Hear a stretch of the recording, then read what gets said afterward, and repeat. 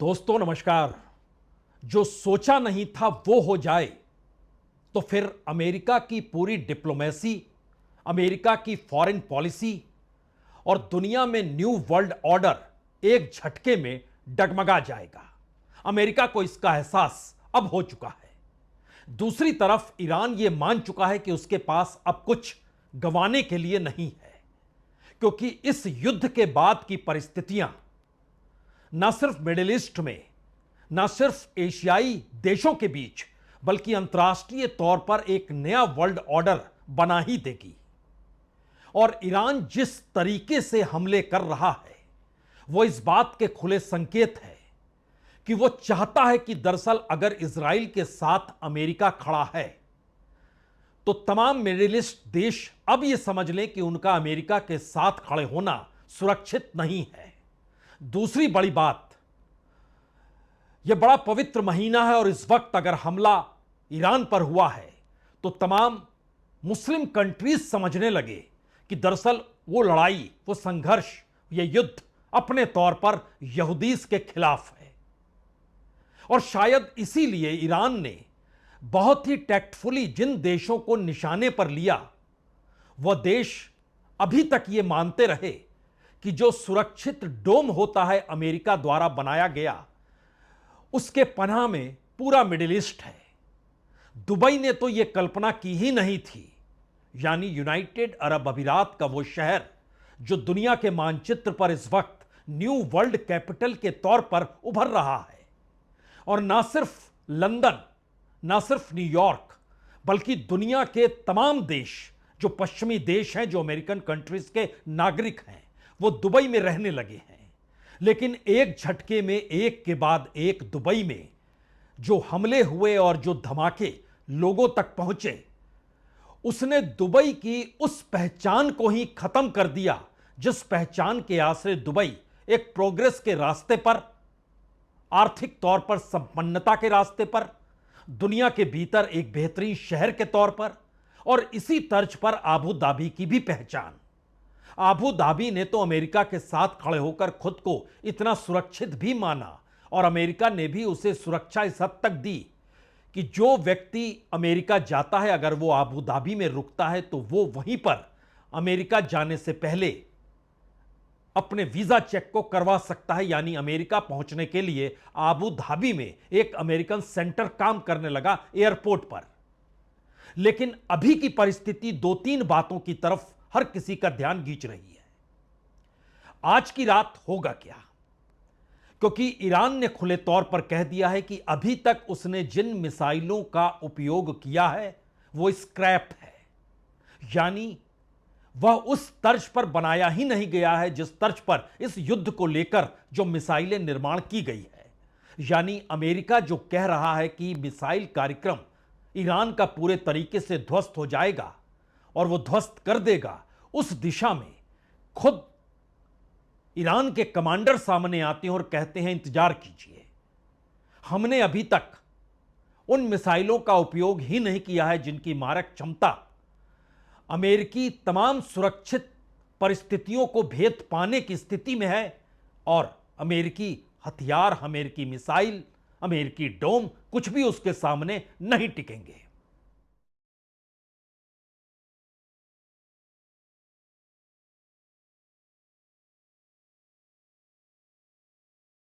ترامپ بداند ما برای اینکه سالها با شما بجنگیم از پیشرفته ترین امکانات امروز برخورداریم.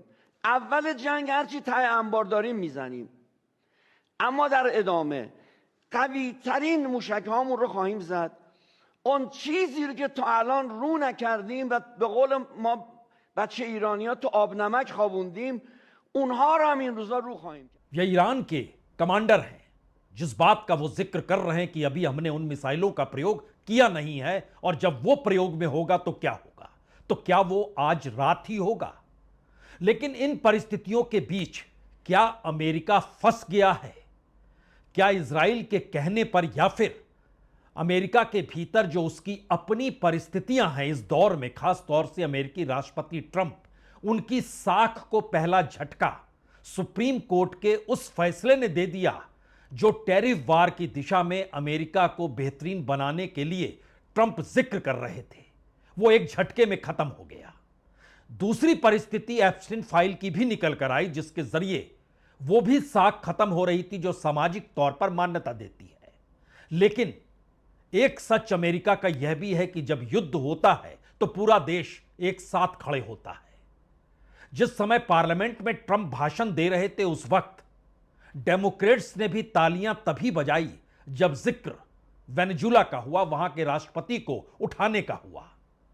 यानी युद्ध की परिस्थिति में अमेरिका एक सरीखा है, वहां आप रिपब्लिकन और डेमोक्रेट्स को अलग अलग नहीं देख सकते हैं। लेकिन दूसरा सवाल कहीं ज्यादा महत्वपूर्ण है। अमेरिका का प्रभाव मिडिल ईस्ट पर इतना ज्यादा और एशियाई कंट्रीज में इजराइल की महत्ता इतनी ज्यादा कि वो मानकर चल रहा था कि ऐसी स्थिति आएगी नहीं कि ईरान मिडिल ईस्ट के तमाम देशों पर हमला कर देगा। Kuwait, United Arab Emirates, Bahrain, Qatar, Abu Dhabi, Saudi Arab, Jordan, एक साथ 8 देशों पर हमले, और उन 8 देशों का सीधा संघर्ष ना तो ईरान के साथ और ना ही इजराइल के साथ, और अमेरिका से दोस्ती। लेकिन ईरान जब खुलकर यह कहने लगा कि अगर आपकी जमीन से हमारे ऊपर हमले हो रहे हैं तो फिर यह हमें लीगल राइट है, हमें अपने देश को बचाना है, अपनी संप्रभुता को बचाना है, और इस परिस्थिति में हम किसी भी हालत में उस जमीन पर हमला करेंगे ही जिस जमीन से हमारे देश पर हमला हो रहा है। ईरान के विदेश मंत्री ने बकायदा तमाम देशों के विदेश मंत्रियों से बातचीत की जहां पर यह हमला हुआ है। उन्होंने सऊदी अरब के विदेश मंत्री से भी कहा, यह कौन सी परिस्थिति है कि आप जिक्र कर रहे हैं कि ईरान के मिसाइल हमारे देश पर, चाहे वो अमेरिकी बेस ही क्यों ना हो, लेकिन वो जमीन तो हमारी है। लेकिन दूसरी तरफ ईरान के विदेश मंत्री ने कहा, आप हमारा जिक्र क्यों नहीं करते हैं कि हम पर हमला हुआ है, और वो भी आपकी जमीन से हुआ है। दरअसल माहौल, या कहें इस वक्त दुनिया के भीतर की परिस्थितियों को अगर आप समझें तो मैक्रोन कह रहे हैं ये डेंजरस सिचुएशन है। जी, फ्रांस कह रहा है। स्पेन के प्रधानमंत्री कह रहे हैं एक तरफा कार्रवाई जो अमेरिका और इजराइल ने की वो गलत किया। यूनाइटेड किंगडम के प्राइम मिनिस्टर कह रहे हैं कि मिडिल ईस्ट, और अब तो बात है कि कहीं यह युद्ध और ज्यादा ना फैले और यह रीजनल कॉन्फ्लिक्ट की दिशा में बढ़ गया तो सवाल इजराइल और अमेरिका और ईरान का नहीं होगा, बल्कि हर देश उसमें आता चला जाएगा और परिस्थितियां नाजुक हो जाएगी। यूरोपीय यूनियन भी कह रहा है कि मिडिल ईस्ट के हालात बहुत ही खतरनाक हो चले हैं। उधर इराकी हिजबुल्लाह ने कहा है कि वो अमेरिकी बेस पर अटैक करेगा। ऑस्ट्रेलिया ने कहा है वो अमेरिका के साथ है, लेकिन युद्ध की परिस्थितियां नाजुक हो चली है। ईरान अपने तौर पर कह रहा है कि इजराइल और अमेरिका को ऐतिहासिक सबक हम सिखलाएंगे। हालांकि इन सब के बीच इजराइल अपने तौर पर यह कहने से चूक नहीं रहा है कि इस बार आर पार की लड़ाई है, और खामनई के कंपाउंड से उठता हुआ काला धुआं दिखलाई दे रहा है, जिसका जिक्र न्यूयॉर्क की एक रिपोर्ट में भी हुआ कि यह दरअसल सैटेलाइट पिक्चरें हैं। लेकिन दूसरी तरफ ईरान की तरफ से कहा गया कि खामनई सुरक्षित हैं, सुरक्षित स्थल तक है, वहां तक आप पहुंच ही नहीं सकते हैं। यानी एक ऐसी परिस्थिति में पूरी दुनिया अब आकर खड़ी हो चली है जहां पर सवाल सिर्फ ईरान, इजराइल और अमेरिका भर का नहीं है। सवाल यह नहीं है कि ईरान के भीतर सत्ता परिवर्तन होता है या नहीं होता है। सवाल पहली बार यह है कि बहुत स्ट्रेटजिकली अगर ईरान ने अब उन देशों को ही निशाने पर ले लिया तो पहले राउंड में अगर मिडिल ईस्ट आया है तो दूसरे राउंड में वह पश्चिमी देश भी आ सकते हैं, नाटो कंट्रीज भी आ सकती है, यूरोपीय देश जिनकी जमीन का इस्तेमाल इस वक्त मिसाइल दागने के लिए हो रहा है वह भी आ सकते हैं। तो परिस्थितियां इस दौर में क्या रूस और चीन की मदद जो हथियारों के जरिए इजराइल को काउंटर करने के लिए ईरान को मिल रही थी, अब वो इस हद तक क्या आज ही की रात आ जाएगा जहां पर वो अपने उन मिसाइलों का प्रयोग करेगा? हमें लगता है जो तस्वीरें उभर रही है वो तस्वीर पूरी दुनिया को डरा रही है।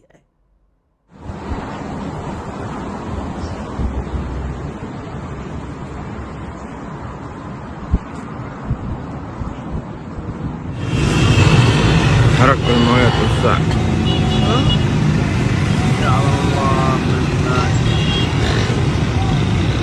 مالك الحرق مش سهل.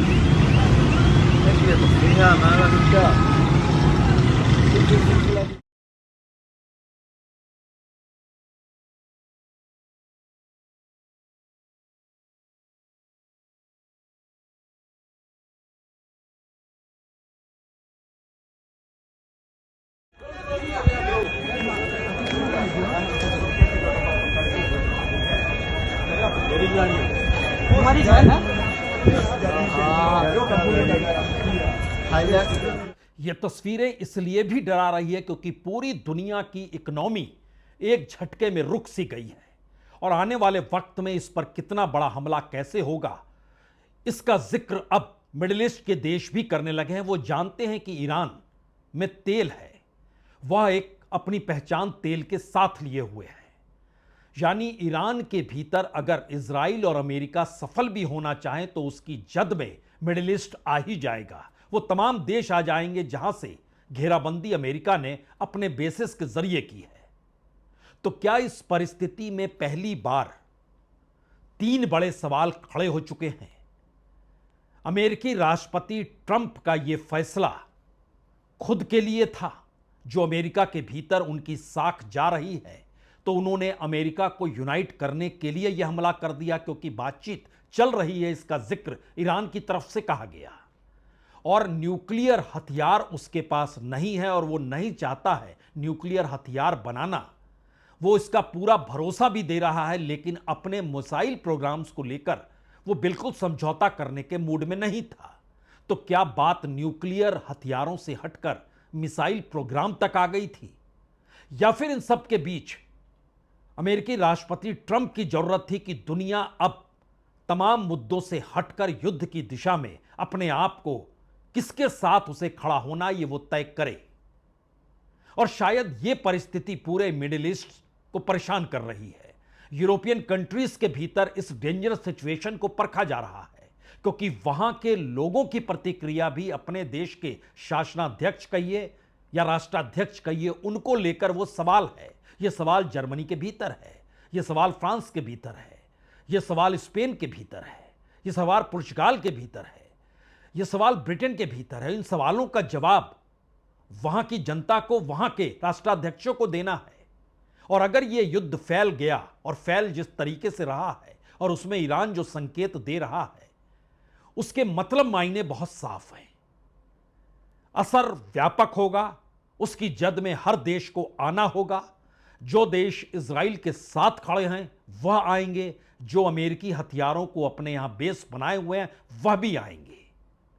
तो यानी इस परिस्थिति के भीतर पहला हमला अगर ईरान ने यह सोचकर किया कि मिडिल ईस्ट के तमाम देश सोचें कि उनकी लड़ाई यहूदी से है और वो खुद मुस्लिम है, लेकिन दूसरी तरफ इस कट्टरपंथ से हटकर अमेरिका जिस थ्योरी को लेकर आ रहा है, वो बार बार कह रहा है कि 42 साल से ईरान के भीतर जो हो रहा है वो लोकतांत्रिक परिस्थितियां नहीं हैं।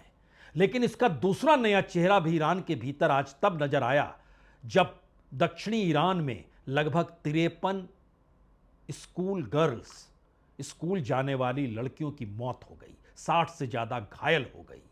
उस तस्वीर ने हर किसी को हिला दिया। यह मिनाब गर्ल एलिमेंट्री स्कूल था जहां पर हमला हुआ और जिस तरीके से हमला हुआ और जो छात्राओं की मौत हुई, उसने पूरे देश के भीतर एक नया संदेश दे दिया कि देश के लिए सबको एकजुट होना होगा। यानी अभी तक खमनई के खिलाफ जो प्रदर्शन हो रहे थे, उनके सामने भी संकट है कि इस युद्ध की परिस्थिति में अगर सत्ता परिवर्तन नहीं होता है या युद्ध अगर लंबा चल जाता है तो उनकी अपनी परिस्थिति कैसी होगी। यह ईरान के भीतर एक सवाल हो गया। लेकिन इस स्कूल पर जहां पर ये 53 छात्राओं की मौत हुई है, ये बेहद दर्दनाक और भयानक है।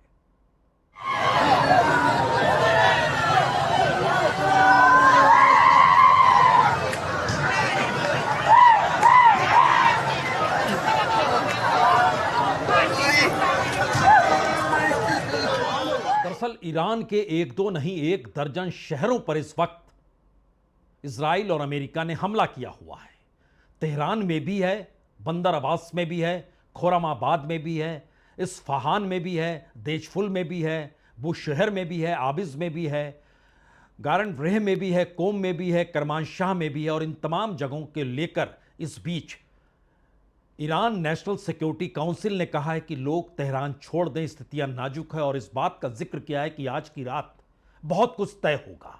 यह मैसेज बहुत साफ है, और शायद इसीलिए ईरान के विदेश मंत्री अब्बास अग्राची ने सऊदी अरब, यूनाइटेड अरब अमीरात, कतर, कुवैत, बहरीन, इराक के विदेश मंत्रियों से बात की और कहा कि आपको तय करना है कि आप अपनी जमीन युद्ध के लिए नहीं दें। इस पूरी परिस्थिति में भारत ने भी अब स्टैंड लेना शुरू किया है, और उसका कहना है कि डिप्लोमेसी के आश्रय, बातचीत के आश्रय समाधान निकलना चाहिए, युद्ध रास्ता नहीं है। बकायदा एक प्रेस रिलीज जारी की गई है जिसके जरिए दुनिया के देशों से कहा गया है कि युद्ध से हटना चाहिए। लेकिन इन सब के बीच एक दूसरी परेशानी भी है। भारत के प्रधानमंत्री नरेंद्र मोदी अपनी यात्रा खत्म करके आए और उसके 24 घंटों के बाद, या कहीं 36 घंटों के बाद, यह हमला हो गया। दुनिया में मैसेज इजराइल के साथ भारत के खड़े होने का है। जब 12 दिनों का युद्ध इजराइल और ईरान में हो रहा था, तब भारत किसी के साथ खड़ा हुआ नहीं था। इस वक्त दुनिया यह मान रही है। तो ऐसे में 3 सवाल शायद पूरी दुनिया के भीतर परेशानी का सबब भी है, और शायद भारत की भूमिका क्या होगी इसको लेकर भी अंतर्राष्ट्रीय डिप्लोमेसी में चर्चा भी है। लेकिन भारत की मुश्किल कई है, क्योंकि जिस मार्ग से भारत में तेल आता है वो होर्मुज़ स्ट्रेट रूट है। ईरान से भारत तेल चाहे ना लेता हो, लेकिन होर्मुज़ स्ट्रेट रूट से भारत में तेल आता है लगभग 50% जो आयात किया जाता है।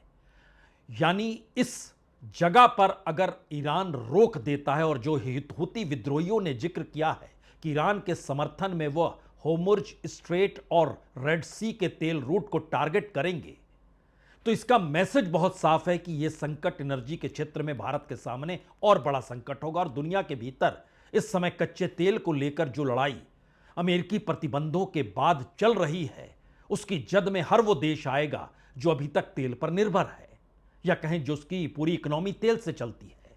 वहां की परिस्थिति और नाजुक होगी। दूसरी बड़ी बात, अभी तक भारत की भूमिका एक साउथ एशिया में लीडर के तौर पर रही है। वो किसी के साथ खड़ा नहीं होता था, वो हमेशा शांति दूत के तौर पर दुनिया के तमाम देशों के बीच एक बीच का रास्ता अख्तियार करता था। और ये कोई आज से नहीं है, ये तो गुटनिरपेक्ष आंदोलन से, जब दुनिया 2 हिस्सों में थी, एक तरफ रशिया था, दूसरी तरफ अमेरिका था, उस बीच भी भारत ने यही रुख अपनाया। लेकिन पहली बार अगर इजराइल के साथ भारत अपनी निकटता को दिखा रहा है, तो अगला सवाल ब्रिक्स का भी है। ब्रिक्स का सदस्य ईरान भी है। ब्रिक्स का सदस्य या ब्रिक्स को बनाने वालों में चीन और रशिया भी है। चीन और रशिया खुले तौर पर, अभी तक चीन ने प्रतिक्रिया नहीं दी है, लेकिन रशिया ने तो दे दी है और कहा है कि इजराइल और अमेरिका को हमले बंद करने चाहिए। तो क्या ऐसी परिस्थिति दुनिया के सामने आ चुकी है जो कि अगर चीन इस युद्ध में कूदता है तो यह व्यापक हो जाएगा? और चीन अभी तक किसी युद्ध में कभी कूदा नहीं है, वो बाजार के हिसाब से चलता रहा। लेकिन इन परिस्थितियों में जब ईरान कोई छोटा देश नहीं है और इकोनॉमी के आश्रय खास तौर से तेल, गैस और रेयर अर्थ, इन 3 चीजों को लेकर अमेरिका और चीन में अगर कॉन्फ्लिक्ट है और ईरान उसके बीच अगर खड़ा है, तो फिर स्थितियां बिगड़ी तो चीन वहां आ सकता है। तब ये मुश्किल हालात भारत के लिए इसलिए होंगे क्योंकि इस दौर में भारत एससीओ का सदस्य है। भारत ब्रिक्स की अगुवाई 2026 में कर रहा है। संबंधों के आश्रय ही नहीं बल्कि अंतर्राष्ट्रीय डिप्लोमेसी में कौन कहां पर खड़ा है, यह बिल्कुल न्यू वर्ल्ड ऑर्डर के आश्रय इस युद्ध ने सबको लाकर खड़ा कर दिया। इसीलिए वाशिंगटन में इस समय मुश्किल हालात इसलिए हैं कि युद्ध कर दिया गया, यह बड़ी बात नहीं है। युद्ध के जद में अमेरिका पर कोई असर होगा, यह भी नहीं है। लेकिन अमेरिका का प्रभाव जो पूरी दुनिया में और खास तौर से एशियाई कंट्रीज में और मिडिल ईस्ट के भीतर रहा है, वो पहली बार दिख चुका है। दुबई पर हुए हमले ने बिल्कुल एक नई थ्योरी दुनिया के सामने रख दी है कि आखिर युद्ध काल में भी अगर अमेरिका आपके साथ खड़ा होने के बावजूद भी आप निशाने पर आ चुके हैं, तो फिर रास्ता बचेगा कैसे? यह सवाल पूरे मिडिल ईस्ट में है, जिसके केंद्र में दुबई और अबू धाबी है। और दूसरी तरफ ईरान इस हकीकत को जान चुका है कि इस युद्ध का मतलब उस भविष्य को तय करना है जिस भविष्य के आश्रय ईरान का भविष्य क्या होगा, यह युद्ध उसके लिए है। यानी लड़ाई सिर्फ तत्काल के लिए नहीं है, व्यापक तौर पर यह भविष्य की डिप्लोमेसी, भविष्य के वर्ल्ड ऑर्डर और भविष्य की इकोनॉमी को भी तय करेगा। बहुत बहुत शुक्रिया, बहुत बहुत शुक्रिया।